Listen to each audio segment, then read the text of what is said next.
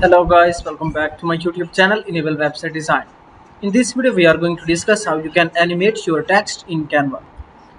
So you can go here and type canva.com, and after that you can upload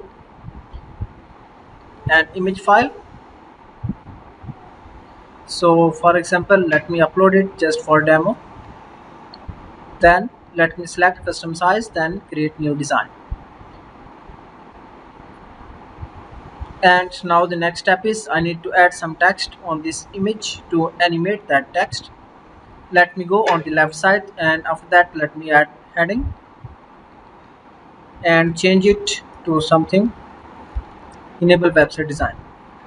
So if you want to animate text, then simply you need to go here, animate tab, scroll down, and here you can see these are the different one click animation effects.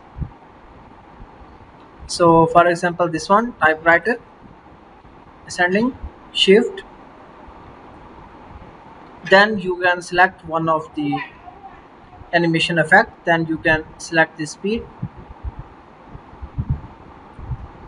then scroll down, and here you can find out the couple of other effects. So these are the transition effects. Scroll down, you can also rotate the text into any angle.